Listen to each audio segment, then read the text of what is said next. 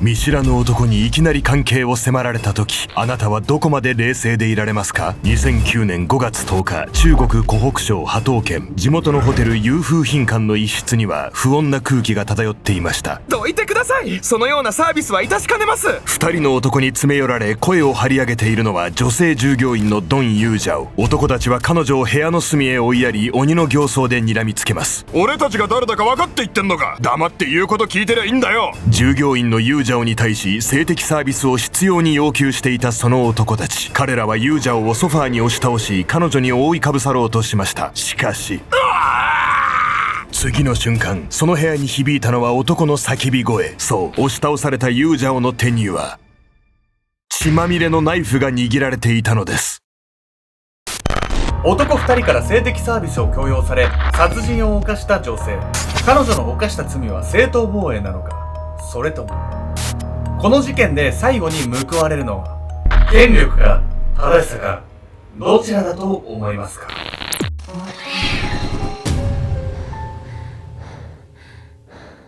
おそすけんちゃんです。いや、みやみかです。というわけでね、やみおさん、最近ね、ちょっとなんかお声掛けかかりまして、あら。母校の高校、うん早稲田大学が母校なんですけど、そこの高校で早稲田実業っていうね、はいはいやっぱ野球でも強いんじゃない？清宮君って、ね。早稲田実業だったとか、実業とかね早稲田っていくつかあるもんね。その高校で起業家として講師をやりませんか？へえ、面白そう。特別授業でね、単発ではあるんですけど、うんキャリア設計悩んでる高校生の子に、ちょっと授業をしてくださいみたうんいな。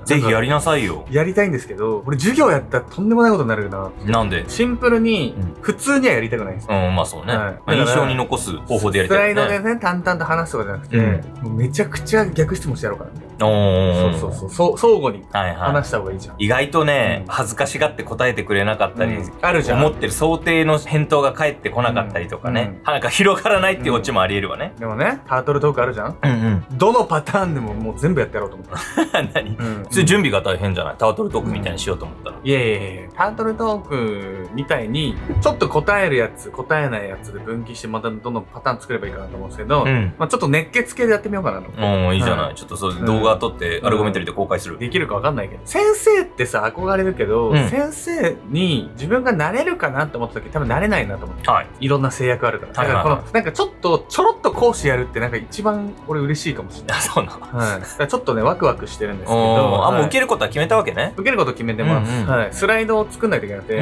2週間ぐらいで作んないといけないんですけど、1ページも作ってないんで、ちょっと早急に進めさせていただきます。今回は中国で起きた少し特殊な殺人事件をご紹介します。この事件ね、ホテルの女性従業員が男性客を殺害してしまうんですけれども、なんと殺人を犯した女性ではなく、被害男性の方に非があるとされたんです。それは何？殺されてもおかしくないことをしちゃったとか、なんか正当防衛とかいう話？本当おっしゃる通りで、うんこれ加害者の女性に対して世間から正当防衛じゃないかっていう声が殺到したんです。また被害者は政府職員で職権乱用にもつながってくる話なんです。事件の日、現場へ駆けつけた警察が見たのは血まみれの男たちと一人の女性。その状況から導き出された警察の判断はあまりにも不自然なものでした。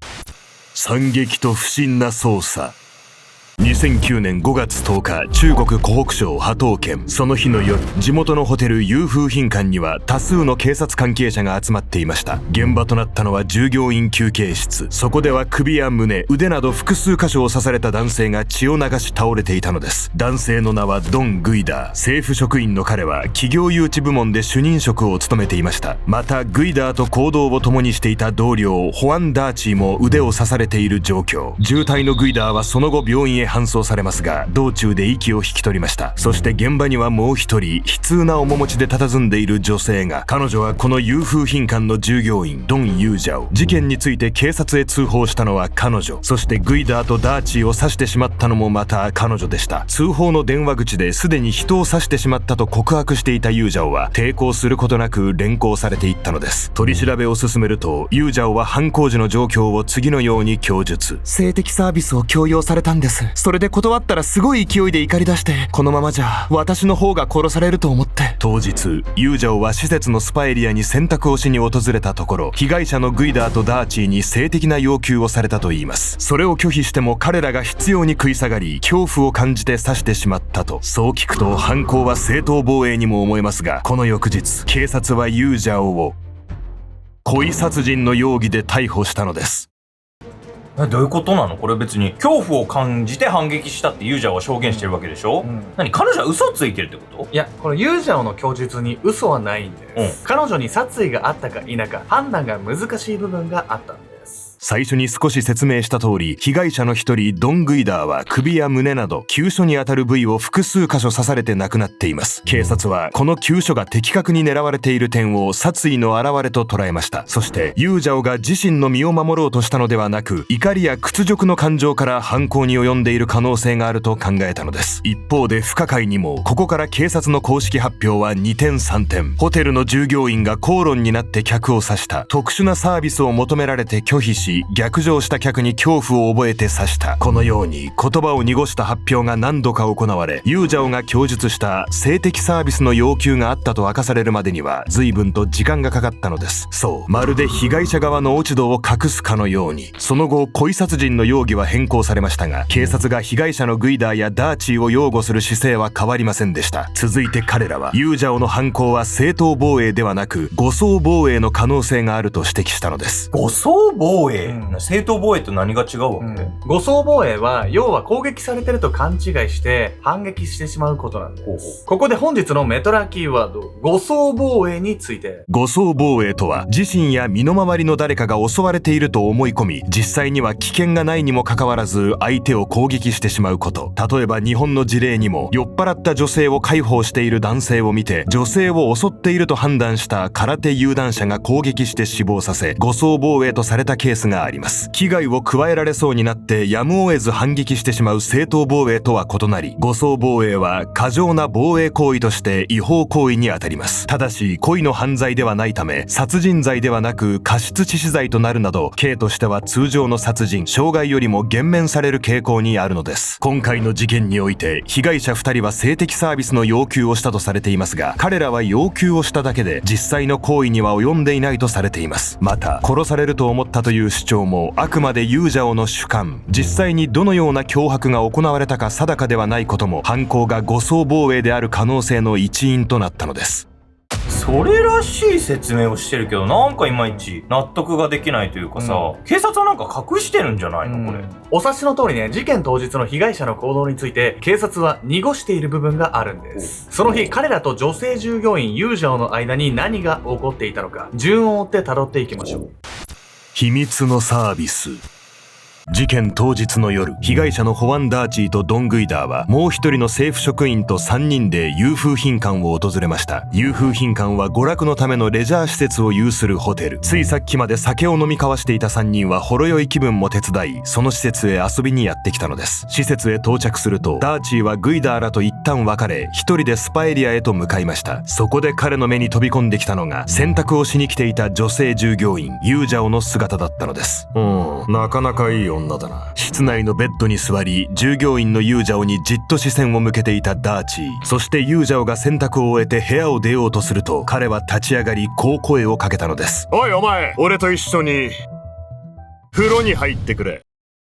はあ、この男何言ってんの？なんか店間違えてんじゃないこの人。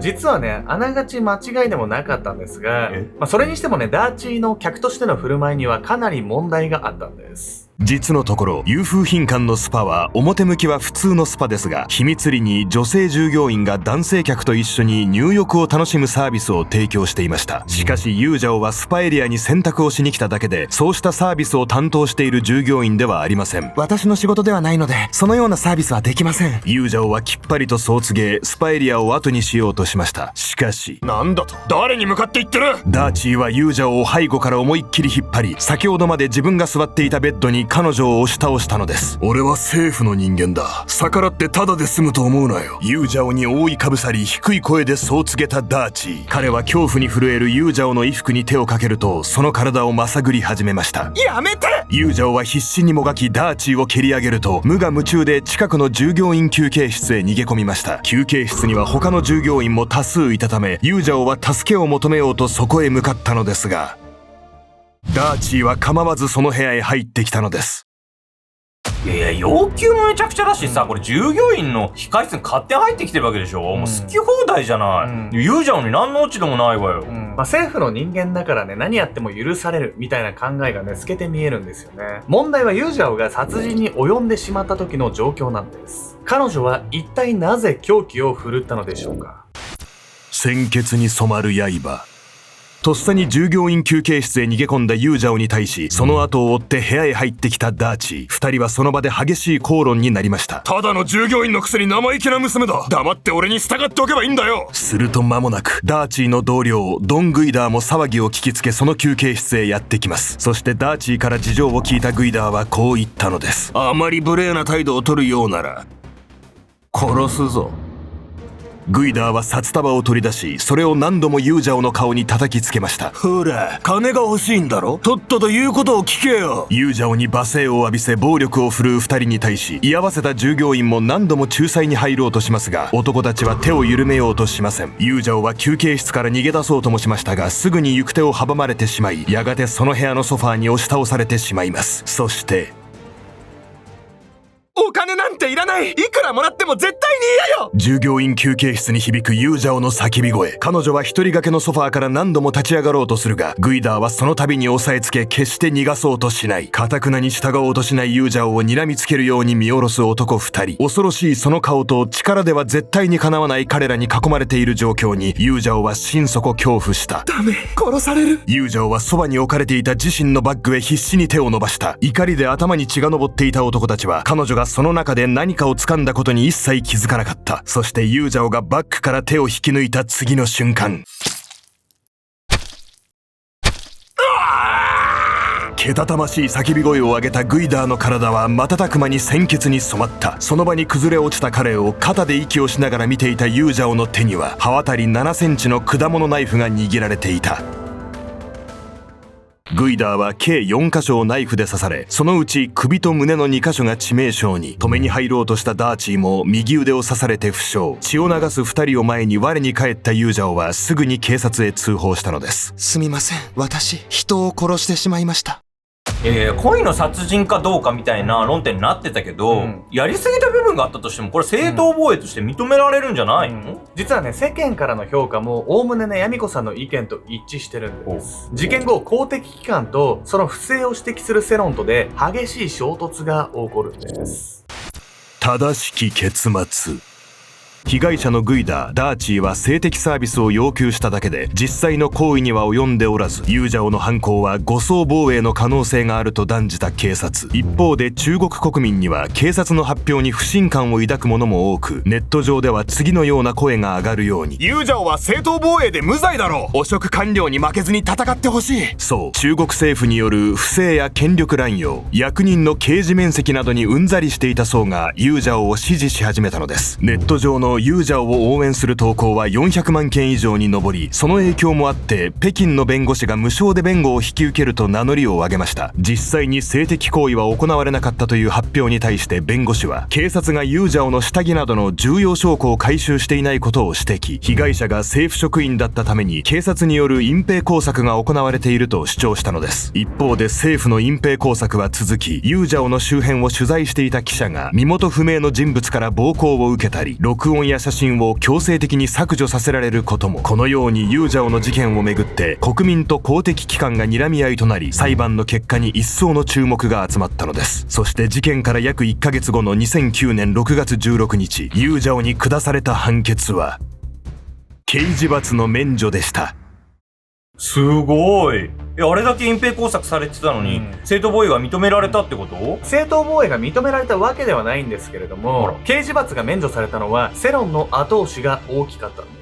ここまで見てきたように、ユージャオには実際に身の危険が迫っており、誤送防衛の可能性は否定されました。一方、殺人罪とはならなかったものの、ユージャオの犯行は正当防衛と呼ぶには過剰と判断され、故意の傷害罪として起訴される運びに。ここから検察や裁判所は、彼女が自首していることや、グイダーやダーチーの過失が先行していたことも考慮。また、実はユージャオは双極性障害を患っており、逮捕後は精神科病棟に送られていました。このことから彼女の刑事責任能響力が部分的であることも刑事罰免除の一因となったのです。警察や政府による隠蔽工作はあったものの、このように最終的には世論の後押しによって事実に忠実で公正な裁判が行われたのです。右腕を負傷したダーチーはその後中国共産党から除名解任。グイダーやダーチーとともに現場に居合わせたもう一人の政府職員ドン・ジョンジアについても職務の解任及び雇用契約の解除が行われました。また表向きは普通のレジャー施設とされていた場所で性的サービスが行われていたことも問題視され、州政府は娯楽施設の是正を推進。州内の娯楽施設における規則違反や違法行為の取り締まりを強化し、違反者には厳正な処罰が下される方針が示されたのです。人一人が亡くなる悲しい結果にはなってしまったものの、自身の身を守ろうとしたユージャオに対し司法の正当な判断が下された今回の事件。政府からの司法の独立がほとんど認められていない中国において、政府職員に肩入れしない判決が下されたことは快挙と言っていいでしょう。ネット上の声の集合体が一人の女性を救ったその結末には、 SNS 社会における国民一人一人の影響力がいかに侮れないものかを実感させられます。あなたは今回の事件のように権力者によって不正がもみ消される場面を見たことがありますか？僕らはそうした不正にどう向き合っていくべきなのでしょうか？